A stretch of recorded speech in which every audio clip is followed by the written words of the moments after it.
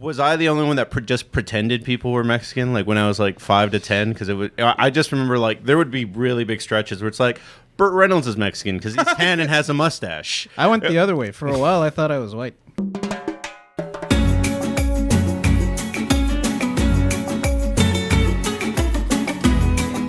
Well, that is actually what we're going to lead into. Right. And I thought a good way to start that is what was the first time you probably the first real time you saw a Mexican in film? Like Desperado. Desperado? Ooh. Yeah.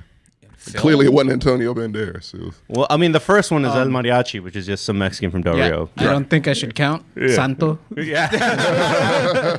El Santo and Blue Demon. No, that's fine because that shows like the difference of everything. Because I mean, I could probably count a lot of the Mexican movies that my grandpa watched. For me, in sake of memory, it's La Bamba. Like, right. Oh, well, I'll take that one. You said too, Mexican characters, but like he's like Puerto Rican. No, but he's playing. He's playing a Mexican. Yeah, it was either La Bamba. I'm sure his brother is actually 100% Mexican. Oh, without wait, being. no. Yeah. No. I'm so sorry. No, it wasn't La Bamba. It wasn't Desperado. I'd say either Blood in Blood. No, American Me. American Me is mine. See, because mine is like that's one of my dad's favorite movies. I was allowed to watch La Bamba. I knew about Blood In, Blood Out simultaneously. Right. I was 4 or 5 years old in my brain. It's a lot. Yeah. Well, like I wasn't allowed to watch it, but I watched it and then like got shooed away. It's like, get away, this is the bad part. Right. It was all the bad part. The whole give me some chonchon is the bad part. Yeah, that's the part everyone many quotes. bad parts. There's a lot of bad parts. You fucking with me, a spider? I don't know why. Yeah, my father loved American Me and Blood In, Blood Out. Because they're crazy. Yeah, he loved gangster movies. Yeah. So there you go. I mean, that does go into something that we'll talk about a little bit later, that we do actually have a couple Mexican movies that probably like one every 3 or 4 years before like the heyday really started in 2010. And like, because now you can get a movie made on anything. True. With all the 9 platforms and anything. Like, I'm still not seeing anything. We'll get to that. Okay. All right. There's lots to get to here. Yeah. But was it okay if when I put it down to just movies? Because TV is a whole separate thing. No. I thought Ricky Ricardo. That would be my first. Yeah. Well, that in general goes into what Sam alluded to earlier. Was I the only one that just pretended people were Mexican, like when I was like 5 to 10? Because I just remember like there would be really big stretches where it's like Burt Reynolds is Mexican because he's tan and has a mustache. I went the other way. For a while, I thought I was white. Oh. Because Jerry Springer was like, trailer park trash. I live in a trailer. My mom yells at people. I might be white, guys. Oh no! Where's my privilege now? I didn't care. It was one of those like 90 melting pot type things where I'm like, anybody with a Spanish last name was Mexican. Yeah. Gloria Estefan, Mexican. Everybody do the conga, Mexican. Yeah. Vicente Fernandez, also Mexican. That was true. With Ricky Martin, probably Mexican. Hell yeah. Oh, yeah, I definitely thought Ricky Martin was Mexican until like he disappeared. Yeah. And then when he came back and was gay, and then it's like Puerto Rican star Ricky Martin, and I was like, oh, yeah. That explains half of it. The other half also explains itself. But yeah, no, I just thought everybody was. Anybody with a Spanish last name, I just made that assumption for the most part. No, yeah, that's what I used to do too. I was telling Tommy because when the topic was a little bit broader, that I used to pretend like Kung Lao was Mexican because he has a sombrero. Hell yeah. That's fair. Yeah, that's fair, I guess. Funny enough, one of my friends in elementary, like his older brothers would call me Liu Kang because I was Chino. Oh my god, that's really bad. Also, the eyes thing was really bad. Yeah, it was terrible. More importantly, them calling you that was worse. Well, I mean, my eyes were more squinty when I was a kid. But you don't have to do the fucking face. Well, I had to explain. I mean, they get it. I mean, we did do an episode. I don't think you were on it, about like Mexican Americans' weird racism, where the darkest dude is negro, Chino is. Yeah. Oh no, that's common. I get it. They boil it down. Stop Right. stifling my culture, Sammy. Hey, I'm just saying, we had a dude in college named Chino. We called him that every day. We never did the eye thing. I hope not. He just but you were to your credit, he did have. I don't know. There's no way. Yeah, To go. I There's no way also to put it. had just as long a hair. So. Yeah. I did know a Cuban guy who was, well, I guess, Afro-Cuban. Mm-hmm. And yeah, his nickname, he said in Cuba, was Blackie. Well, I'll put some shit out there. Yeah. I have an uncle Blackie. No surprise. It was black. It was black hair though. He had a fro. But Oh yeah, Yeah. with banjo. yeah. I'm on the wrong show. It's bad. But here's the thing: don't know his real name. That's worse. He's a distant. That's far worse. He's a distant uncle. He's not my uncle. He's my uncle's Oh, uncle. you use it? Okay, I was like, well, Yeah. we he's just- like 80 if he's alive still. oh god, So it's not good. terrible. Hope it's not on his tombstone if he passes. No. Okay. Can't imagine it would be. Here lies Uncle Blackie. That would be terrible. that'd be That bad. doesn't sound I feel bad like they in might my- put it in quotations. Look, it doesn't sound bad in my ear because I know him as such loosely because he's a distant relative. Right. But in my normal brain around people, that's awful. It's really bad. That's It's really bad. Yeah. Here lies, like, oh, his name was Ricardo the entire time. Like, He didn't look like a Ricardo. Yeah. No wonder they called him that. Ricardo's a terrible name. Sorry, Ricardo. I did learn a couple of facts digging history for that. Like the Oscar is a Mexican dude. I didn't know that. That is What? true. I did know that. Oscar? How ironic is that? My God, Jesus! Hey, man. So they put you guys on the statue, but you can't get one. No kidding, man. Good God! I'm just saying, we come in all shades of brown, even gold. Even gold. the brownest of browns. That's the I it's the think. shiniest of The brown. shiniest of browns. Look at that sexy beast. How did that happen? So there's a lot of like weird things with What's Hollywood. that guy's name? Oscar. Yeah. What the fuck? Spanish name, Oscar. They named the fucking thing after him. Also, Well, because here's the thing. I guess the directors get them all the time. So maybe that's I could take this a little bit. The 1920s, if I'm not mistaken, in Mexico was like the golden age of Hollywood for them, or their Hollywood. the 20s. 20s. Okay. No, it was more like the 1940s, 1930s. But yeah. Well, the 1920s. The reason why I know about that was I think it was late 20s is when they started like making movies, and then at some point during that era, Walt Disney went Sorry, down his, there and was his like, name was Emilio Fernandez, not Oscar. I'm gonna call him Oscar. but like Walt Disney went down there like, what the fuck? Let's make some Mexican animation. They did the Three Caballeros and stuff like that. And so there was funding like from people going like, oh shit, there's a lot of talented things down here. So they started funding a little bit of money here and there. They had their own money and they made a bunch of movies. A bunch of stars came from it. And a couple of them eventually then crossed over during the 40s, 50s, 60s, all that stuff. Right. It was illustrious. Mexico had a lot of really high quality movies, stuff that you couldn't see stateside, right? And so that happened for a long time. I don't know the history of why it stopped, but probably just the rise of Hollywood, period, and them taking all the They funds. just took everything over. Right. Yeah. I mean, your budgets, well, it bigger stopped stars. because the Mexican economy started crashing. Ah, Yeah, makes it's called the Mexican Renaissance because art and movies and everything was great after the revolution, but we didn't get the post-economic boom of World War II. Right. After World War II, not World War II itself, but yeah. And World then War I, you every mean. Mexican movie was just La Risa en Vacaciones. I don't speak Spanish. It was a series of movies from my youth that were basically just almost like Jackass, pre-Jackass, where it wasn't people like doing out there wild stunts, but it was people like messing with people, playing pranks on people that were on vacation in Cancun. Impractical Jokers, I guess. Would that be No, closer? because in Practical Jokers, they're fucking with themselves, kind of. This is more like if Bad Grandpa. Bad Grandpa is a better okay. example. that's kind of interesting. I kind of want to see those. Oh, they were hilarious. I loved watching them. What were they called again? La Risa en Vacaciones. Can you look that up, Marcos? I just want to see if there's anything that exists. How old are these? These have to have been like 80s, maybe late 70s. Gold. It's a great time for So movies. they're in color then. They're in color. Yeah. I'm thinking the 1940s. I'm still thinking black and white. Hey, everybody. It's me. I took over the captain's chair. I know we're talking about Mexican culture right now, but you know what's better than Mexican culture? Not many things, I will admit. But that said, you know what's a part of Mexican culture?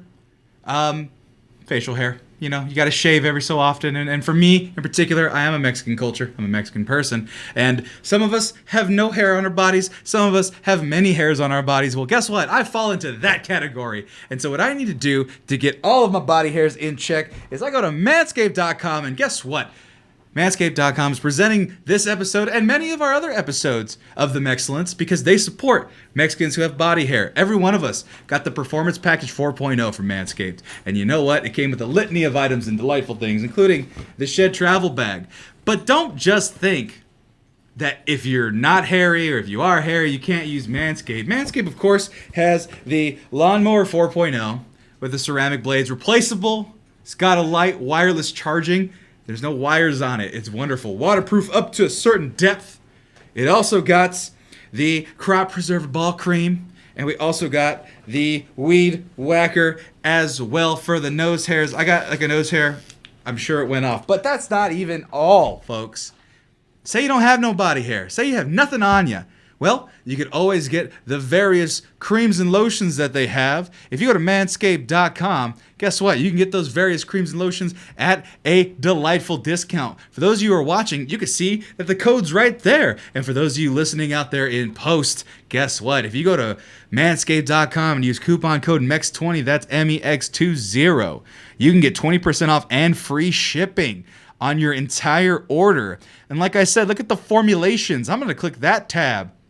You got the body wash. You got the 2-in-1 shampoo and conditioner, crop reviver, crop cleanser, groin wash, ball toners, odor protection for your deodorant. My favorite one that I'm probably going to get myself real quick, the foot duster. You put a little spritz on that, makes you right as rain, fresh in the foot. And we know you need to be fresh in the foot. Folks, it's almost Valentine's Day. I don't know how quickly they can ship. I've been telling you about this for as long as I possibly could. And I think you might have missed it out. But you know what? Say you don't have no honey this year. Well, you know what? There's always every day after Valentine's Day. You don't need to be fresh only on Valentine's Day. Get yourself together. Get yourself right. Get yourself all the amenities and accoutrements at manscaped.com. And be sure to use coupon code MEX20 to get 20% off of all of it. It helps support the Mexcellence. It helps get us going off the ground. It helps give the very illustrious and future discounts and prizes and all sorts of giveaways that we're about to do for the Mexcellence. If you subscribe to Manscaped and you get the Manscaped, yeah, can I say that's right? I said subscribe to Manscaped, JJ. You weren't even in this commercial. I'm bringing you in, baby, because you can actually subscribe to Manscaped and get a lot of these things sent to your door, replenished, and sent consistently for eternity.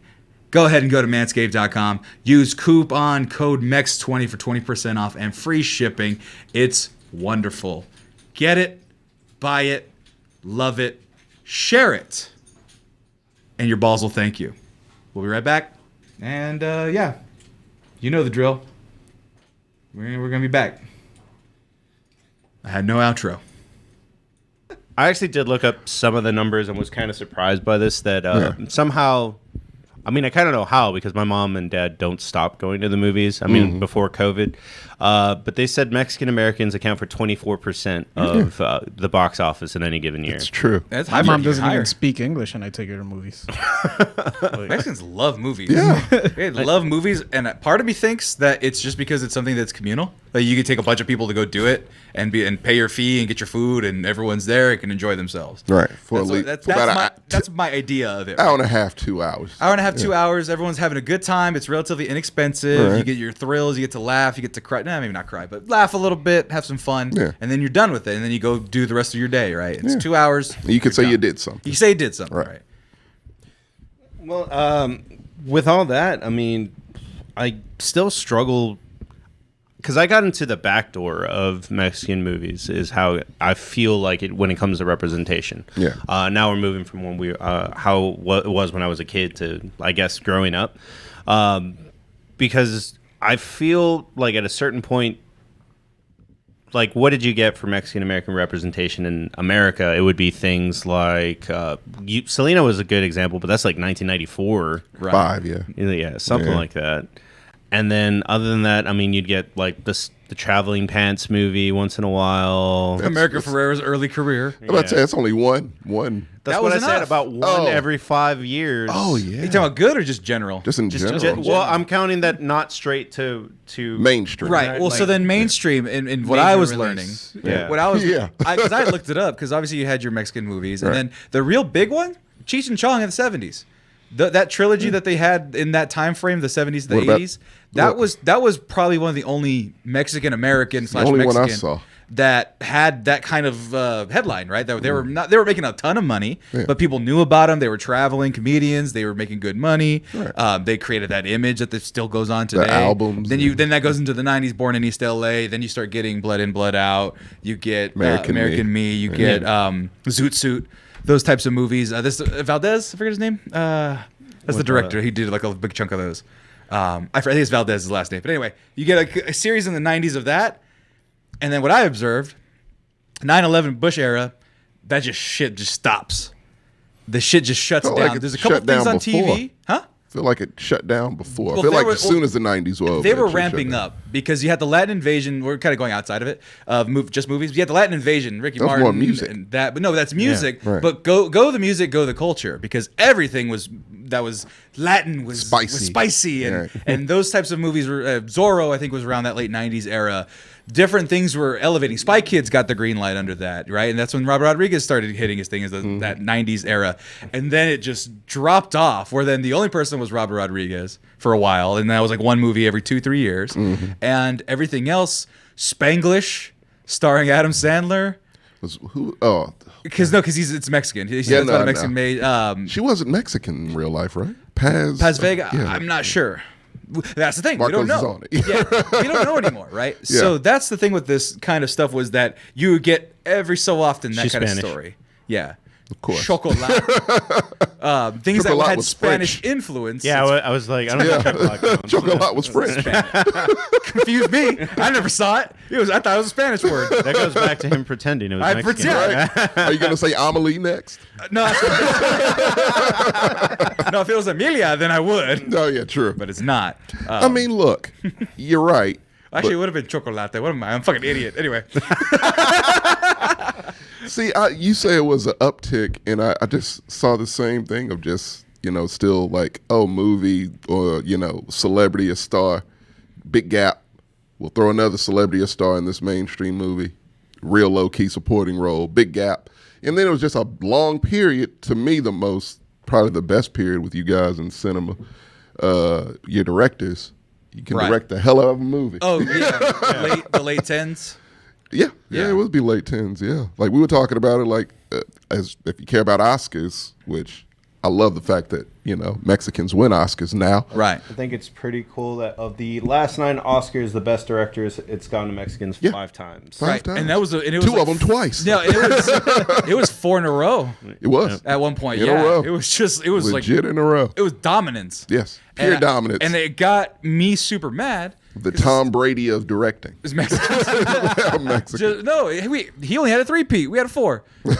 Even better. No, but the problem I had with that was, man, they really love the way we tell stories. Yes. Fuck, they don't like looking Stay at us the though. fuck behind the Right. camera. Yeah, they don't like right. looking at us. Right.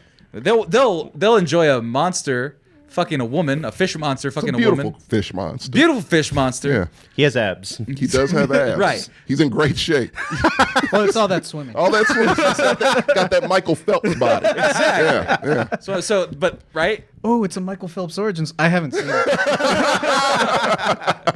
But you see what I'm saying? Yeah. Like Guillermo del Toro is prolific in all his horror stuff. Right. And he's the director, but he is more like story focused, and he gets what the studio gives him, right? Mm-hmm. And that's just like, all right, you need to do this, and this. Here's Hellboy. Well, he this just- Pan's No, Labyrinth. I don't think that's the case anymore. Yeah, I don't it even. was with I don't even Blade think 2. with Hellboy. I think he wanted to do. He that. loved Hellboy. Yeah. Yeah. And then he would do things like Hellboy gets drunk on Tecate and stuff like Yeah. that. Yeah. Yeah, that's If what there I'm was one that he probably didn't want to do, I'd say it's maybe Blade 2. But he Which likes is the vampires best and Blade, shit, though. so like, Right. It literally is mean, the best like I'm pretty sure Blade. he still wanted to do it. I'm tired of people shitting on Blade 2 now. Out of nowhere. it's I the love best Blade. one, It is the Yeah. best one. It's the best one. It's one of my favorite. and- Probably it's in the top 3 of my favorite movies of the early 2000s because that decade was flawed. Well, like yeah. it's like bad. the third Harry Potter movie. It was just like, was it Christopher Columbus, and then it was one of the Mexican ones. I thought Corona. Yeah, Cora. And it's like, what? It's the best one. This is fantastic. Yeah.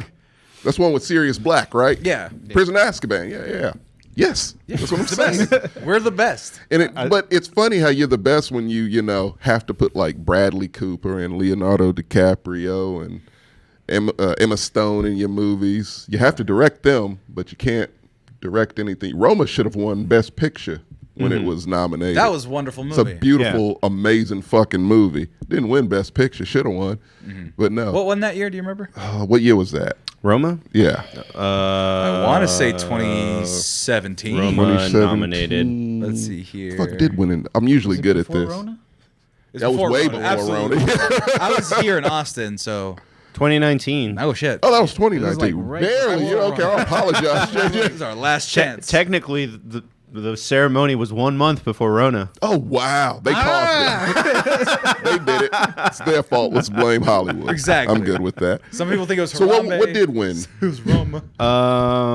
2019 Best Picture. Oh, was that La La Land and Moonlight? If it's Moonlight, it's okay. No, Oh no, it's Parasite. Oh, that was Parasites, yeah. I mean, you're right. Yeah.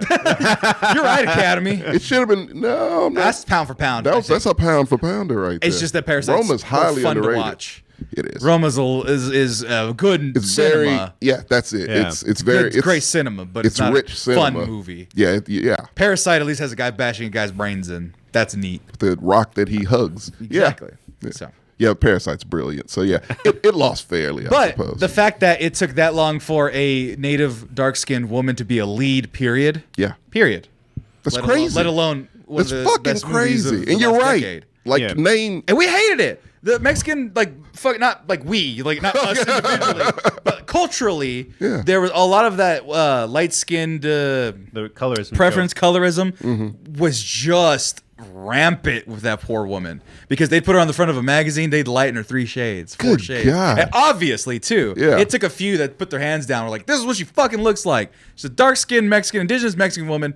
Fuck off, right? Just stop it. Jesus. But They otherwise, do it to people, us, too. but people were criticizing her looks. They were criticizing her height. They were criticizing gotta her make hair. white people comfortable, Sammy. Huh? Gotta make white no, people they were- This is comfortable. Mexicans. They were Oh, This is Mexican I'm talking Mexico. American. I'm Yeah. sorry. No, but Yeah, but they do it that's- here too. But that's why they don't even give those people a chance to lead. Yeah. Has she's a fine one of the Amazing finest actors out of actress, yeah. those types of movies of the best picture of that year. And has she gotten real big serious work in America? No, No. she's not gonna. And in Mexico, I don't know. I'm Hell, not you following can't Mexican get cinema. a light-skinned Mexican really to get attention here. Right. Yeah. And then I mean, that's what I was going to talk about. Like when I was growing up and trying to the back door, going into the Oscars and everything like that. Gael Garcia Bernal was one of the first actors. One of my that favorite I saw, actors, yeah. that he was making movies like they were set in Mexico, like Amores Perros, Y tu Eat. mamá Yeah. también. Yep. One of my favorite movies Bad also. Education. But like, you never know. Of course not. Huh? Linda Carter. Linda Woman? Carter? Wonder Woman? Yeah. Who's another? Tessa random one? Thompson. Chuck Norris. Yeah. There used to be like a big wise tale, and I wouldn't even know how to look it up, that Marilyn Monroe's grandparents were from like the Mexican side of my hometown. If you really dig into a lot of celebrities who are like 1 degree. What's her name? Richie. Lionel Richie's daughter. Paris Nicole. and Nicole. There you go. Yeah. Yeah. She was adopted by Lionel Yeah, I Richie, know. but yeah, she's Hispanic too. Really? Mm-hmm. Did not know that. We got to keep count, man. Got a lot. We have our collections, You have a man. bunch. They kind of The Esteves. Yeah. Yeah, I was gonna say- Emilio, I was- the Sheens. Martin Sheen and good old Charlie. Tiger Blood himself. Tiger Blood is Hispanic.